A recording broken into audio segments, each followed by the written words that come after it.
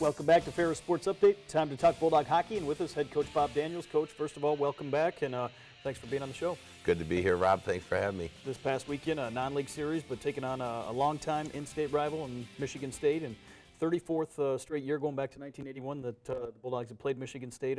Talk about that long-standing tradition playing the Spartans. Well, you know, it probably started prior to the CCHA, and then after that, after the CCHA was up and running, obviously we're in the same conference for so many years that a real rivalry was born, and then now that the two conferences have branched off, it's great to be able to see these in-state rivalries continue, and we'll continue to play the Michigans and Westerns and Michigan State. So I think it's only logical that this, you know, it's such a good series that it'll continue on into the future. Bulldogs have had the upper hand here in the series in recent memory. Friday night, you get the win 1-0, 10th win in the last 12 games against Michigan State. After that contest, talk about Friday's performance. Yeah, you know what? Friday night, I thought we played well in spurts, but we didn't have a very good game overall in terms of a full 60 minutes. I thought, again, there was times when I thought we played really well, and times when I thought that we were a little bit lacking. C.J. Mott had another really good night in the net, so very happy with his performance.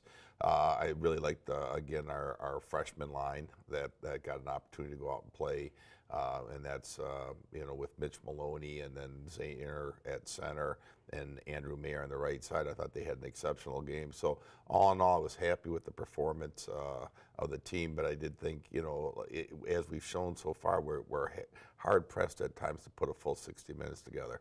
As we go to the highlights, the Bulldogs will get on the board here first with the only goal of the night in the first period from Jared Van Wormer, a sophomore. Yeah, if you'd have told me at the time the goal went in and it'd be the only goal in that evening, I'd have been surprised. But here, a good forecheck by Matt Robertson coming up with the puck, and then a nice feed and a nice goal by Jared Van Wormer. And really, you know, Jared has been a good addition now that we got him back. He missed the first 4 games of the season, and now that we have him back, he's a good addition, and he's starting to really, you know, I think he's starting to feel more comfortable all the time. We see some big saves coming up here from C.J. Mott, and he had a great performance here in net in Friday night's win with 30-plus saves. Yeah, he did, and you know what? I thought both goalies had exceptional games here, and you know the fact that we were only able to get one by a Michigan State goaltender. This game kind of went true to form. Both goalies are kind of the headline players for, you know, certainly Mott for us and Hildebrandt for Michigan State. They're the headliners, and they're both at the top of their craft in college hockey. You can see really a very poor turnover right there that led to a great scoring chance, and CJ erased it. But the goaltending certainly on Friday night was the story. Important for the Bulldogs is Michigan State had a 36-16 edge in total shots for the night. Yeah, that's a little deceiving, I think. I think the scoring chances were much closer than the shot totals. And I know, and it was kind of odd that I was looking at some of our video on the highlights actually on the website we put up, and I counted 4 shots in those highlights in a period they only has time for 2. So sometimes maybe a little home cooking with the shot totals. You get the win on Friday night, nonetheless, 1-0. And I know as a coach, you get that first win, you like to get the second one rather than get the split. But Michigan State able to come back the next night. Yeah, it's like the thing where they say there's good ties and bad ties. If you tie from behind, that's a good tie. If you get tied from behind, it's a bad tie. And it's the same thing. There's good splits and bad splits. And it's a bad when you win Friday night. You definitely want the sweep. We went into the idea, and in some respects, I thought we played a better game on Saturday than on Friday. I certainly thought the power play looked much better, probably the best it's looked. You know, we didn't convert on our chances, but we had a number of opportunities and just didn't score. We see Michigan State will get a couple first period goals here. You mentioned the power play. Maybe you haven't had the success you've wanted in that area, but the penalty kill, on the other hand, has been pretty solid all year. Yeah, the penalty kill's been excellent, and it continued to be so. I think we gave up 1 power play goal here, and that was on a 4-on-3 advantage, or maybe it was even 5-on-3. So, you know, those are tough to kill. And matter of fact, I thought we got right.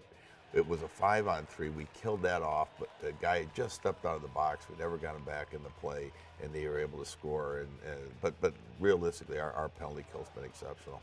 You get the split here on the weekend as Michigan State will take the 4-1 win here in Saturday's game, talk about taking that split non-league series and how that'll help prepare you for WCHA play again. Well, we're looking forward to getting back in conference play and making the trip to Northern. I believe they're undefeated on the season, so they're having quite a year, and it should be really quite a matchup. And I think, again, though, the more times, Michigan State's a much improved team from a year ago. And so for, the good news for us is going in there and splitting wasn't all bad. But that will help prepare us for really what's going to be a tough 2 games up at Northern Michigan. You go to Northern Michigan this weekend. What do you know about the Wildcats in terms of what they've been able to do over the years and what you've seen here this season so far? Well, they're again, it's a much improved team from a year ago, and as I said, they're undefeated, and they've got a goaltender by the name of Dahlstrom that's there that's probably got the highest save percentage right now in the country. And it'd be nice for us to run into a goalie that wasn't hot when we're going in there, but he is very good. It'll be a great contest between him and CJ. One of the things, too, adjustments we got to make when we go up there is we play an Olympic sheet up there, and for folks at home that don't know, that means the width of the rink is 100 feet rather than 85, and 15 feet probably doesn't sound like a great amount of ice, but it really does change the game. It changes a lot in terms of how it's played. Certainly forechecking isn't at the forefront. It's more positional play than anything else.